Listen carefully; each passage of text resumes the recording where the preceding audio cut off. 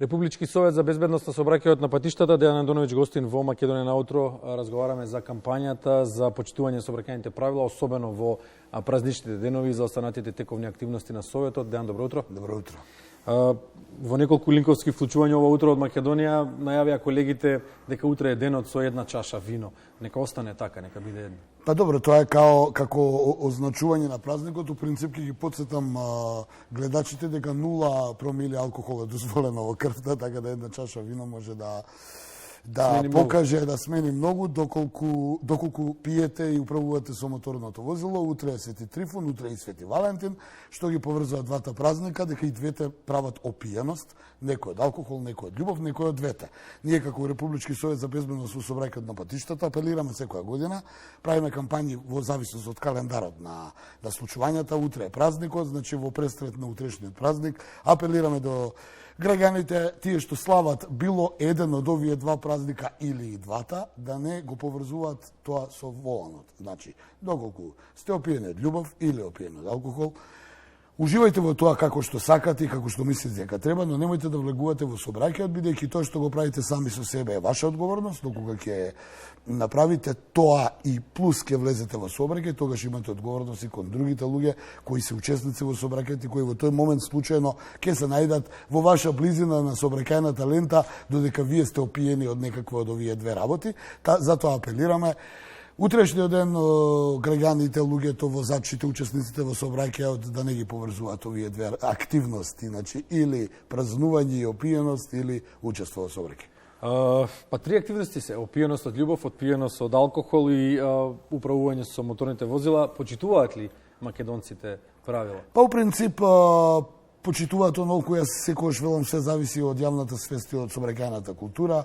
Колку сте културен ко народ, толку сте културни во сообраќајот, колку сте со висока свест како народ, толку сте со висока свест и во сообраќајот. Во секој случај има подобрување од аспект на однесувањето на нашите граѓани во сообраќајот, но тоа е далеко од оно што треба, бидејќи секојдневно сме сведоци на разноразни поединци кои знаат да ја расипат оваа слика, но еве нашата функција и функцијата на сите нас е да апелираме, да укажуваме, да досаѓаме буквално преку кампањите, за да ги подсетиме луѓето ако заборават на миг дека една чаша вино, како што ти кажа, некого може да му значи многу, да се опие па да направи некаква грешка во сообраќај и да има трагични последици. Оттаму и велам, што е сообраќајна култура и што е јавна свест. Немојте таа чаша вино да ја пиете ако планирате да влезете во возилото, или влезете како сопатник, или влезете во јавен превоз, или во такси, или останете дома конечно.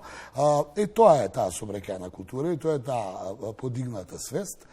Јас со една чаша немам проблем, не, токму тоа, ајде со една чаша, не влегувам што ме чини да одам, не знам, вака или онака, бидејќи ако па не го направам тоа, ќе ме чини многу поскапо. Подобро е да бидеме здодевни пред да се случи нешто, тоа е како водарчето и нели Па има резултат овие кампањи на подсетување, досаѓање, аман веќе овие, морам да признам дека и покрај се има, бидејќи имаме намалување на бројот на сообраќајни инциденти, значи жртви и повредени и сето тоа. Се намалува бројот од година во година, но тоа е многу далеко од она што треба да биде. Може ли 0 да биде?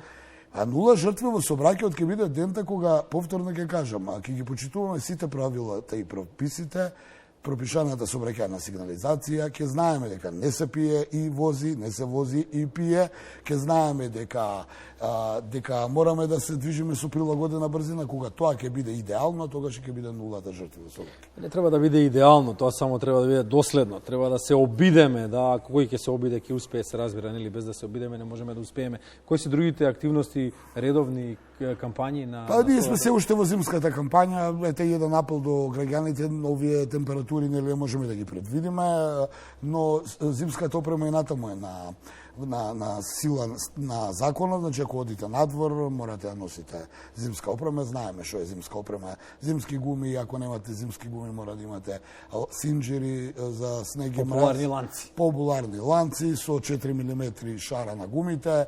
Значи тоа мора да биде, ако е помала милиметражата, значи ви се излижани и не се добри за движење по коловозот. Значи зимската кампања, бидејќи денеска е топло, утре може и снег да заврне, нели непредвидливо е времето и повторно. едно. Почитувајте ги правилата и прописите, пропишаната сообраќајна сигнализација, немојте да возите кога пиете или немојте да пиете кога возите.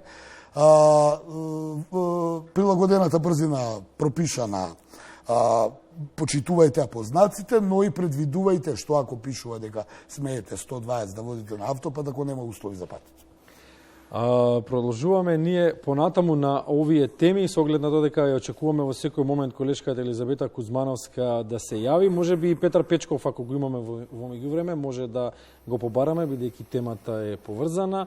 Се работи за книжевноста, за уметноста. Денеска е денот на формирањето на Друштвото на писателите на Македонија. А ние ќе продолжиме со Дејан Андоновиќ во студиото на актуелните теми. Ќе ги најавиме ли кампањите што следуваат конкретно во следниот период по завршувањето на оваа за задолжително носење на зимска опрема? Јас сега не би ги кажал на памет, бидејќи ние тие кампањи сега кај да ќе дојдат кампања, значи покрај зимската кампања ќе дојдат кампања за користење на мобилен телефон, ќе дојде пролет, ќе дојдат матури, тука ќе имаме кампањи секоја година, апел до матерантите, апел за кој ќе се разубави, кој ќе дојде пролета за поголема раздвиженост, доаѓаат кој ќе дојдат оние празници кои повторно се слави со алкохол и со опуштеност на некој начин, тука да апелираме. Значи, ќе имаме за тротинетите електрични, за велосипедите, за мотоциклите. Секоја година имаме, значи, тој календар на активности да ги подсекаме целните групи во сообраќајот, дека имаат обврски. Секако, во секое време за пешаците, бидејќи пешаците се најголемата категорија, најбројната категорија во сообраќај. Да, и најзагрозените, најизложените. Сите сме први пешаци, па потоа се друго, но најзагрозените, но и да ги подсетиме дека и тие подлегнуваат на правила и прописи. Не е тоа ако си пешак дека веднаш тргнуваш на пешачки премин, дека тебе ти е се дозволено, а сите треба да се прилагодуваат. За велосипедистите кои доколку велосипедите се возат таму каде што имате услови да возите. Не може мене ми е тука каде јас да возам и да прават цик-цак меѓу пешаците. Значи некоја култура која мора автомобилите на коловозот. Или електричните тротинети кои возат во спротивен правец. Еднаш се возила, еднаш се пешаци, еднаш се мотори. На кого како му одговара? Па затоа велам, не се сите велосипедисти или тротинетџи или пешаци исти. Има дел на луѓе кои ги почитуваат правилата, има дел на луѓе кои се како и во животот, нели? Какви сме во животот, какви сме во личните навики, такви сме и во сообраќајот. Па сообраќајот е лична навика на крајот на денот, нели? Дали може со заострена законска регулатива и заострено спроведување на законската регулатива да се нивелираат овие аномалии? Се покаже дека само репресивни мерки не даат резултати. Репресивниот аспект казно е казно. Се покаже дека само превентивни мерки кај нашиот народ не помогуваат.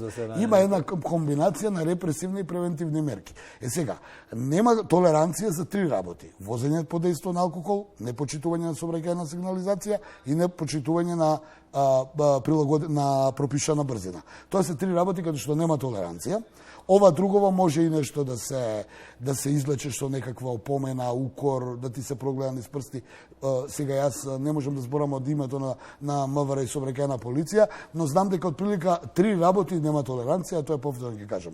Возење под дејство на алкохол и други супстанции кои го опиваат мозокот, непочитување на сообраќајна сигнализација типот поминал на црвено, не ги следел пропишаните правила и прописи и неприлагодена брзина, значи ако е пропишано 50 км на час во град не може да возиш 60, до 50 е дозволено, над 50 ќе бидеш каснат.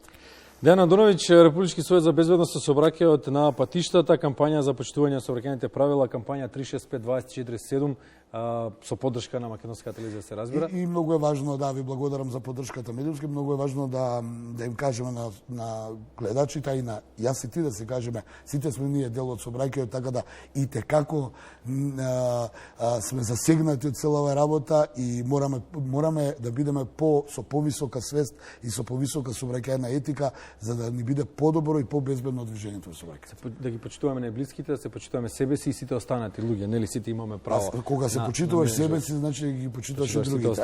Ако не е така, онда си егоиста.